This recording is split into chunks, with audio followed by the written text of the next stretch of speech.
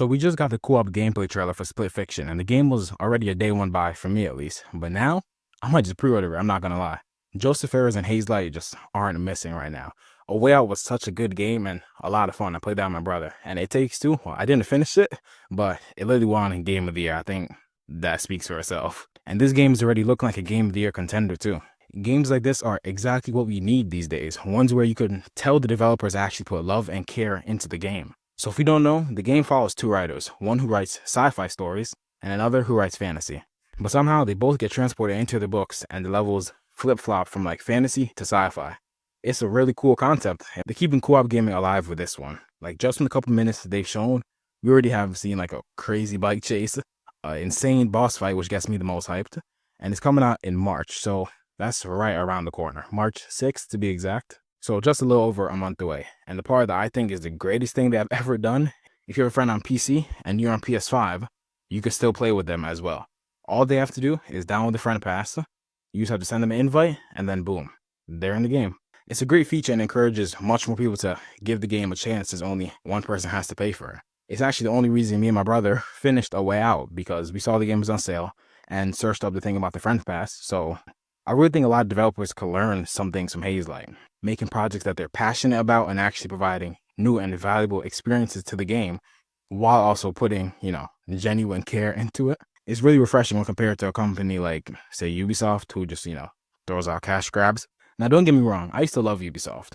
Black Flag is generally one of my favorite games ever, and I honestly believe it's one of the best open world games ever. And I loved the Ezio games. Hell, even Origins was pretty great too. I had a lot of fun with that.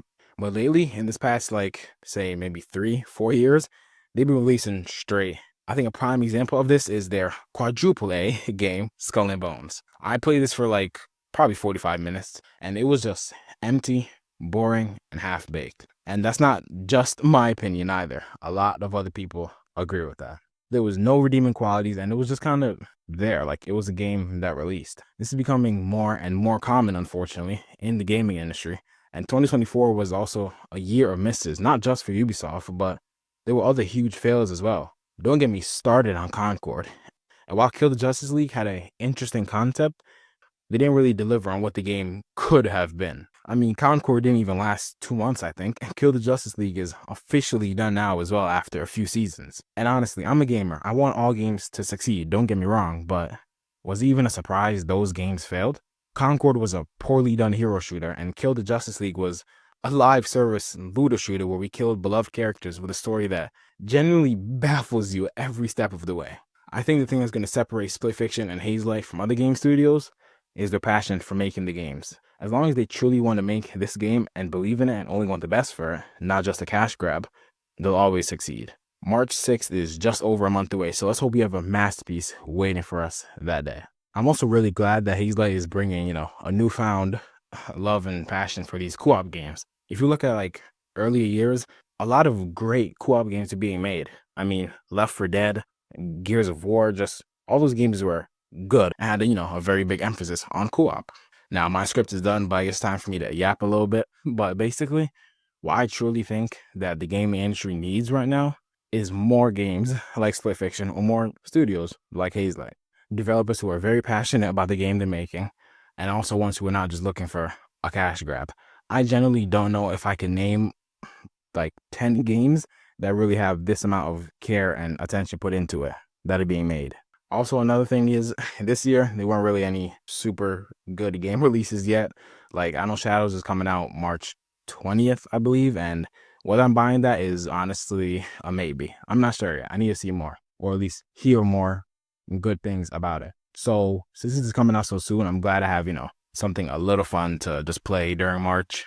Now, I know GTA 6 is probably coming out this year, so asking for Split Fiction to be Game of the Year is a very, very crazy ask. I know. It might not be possible, but we can only just, hope and pray that the game lives up to the hype, obviously, and that it can also, win such a crazy award. Off the top of my head, I don't really know what else may contend besides, of course, GTA 6. Borderlands 4 should be coming out this year, and God knows where Wolverine is. I mean, it's unfortunate the game got leaked a lot, of course, but it's been a while. At least show us something. Let us know y'all are still alive and making the game, But yeah, and also, if you guys have been looking for a new fun game to play to jump back into more story-based games because you've been addicted to Marvel Rivals like me, then check out Split Fiction, especially if you have someone really close with you to play with. Obviously, if not, I'll run through the game with you guys if we're being honest. But of course, it's even better if you play it with someone that you know really well. I played A Way Out with my brother, and that ending, man, that's all I gotta say. And It Takes Two, while I didn't finish it, I know it was really, really good, of course. Game of the year, like I said. And I remember I saw a post saying that it fixed someone's marriage. I don't really remember too much about that, but that is amazing. Yeah, that's just the power of what these games could do, I'm not gonna lie. If you guys are even remotely interested in it, try it out. I'm sure you'll have a great time, especially if you're playing with, someone really close. Other than that, guys, hope you have a very, very great day. If you enjoyed the video, make sure you subscribe for more gamer content. And like the video if you really enjoyed. Let me know in the comment section if you get any Split Fiction, and have a great day, everyone. Stay safe.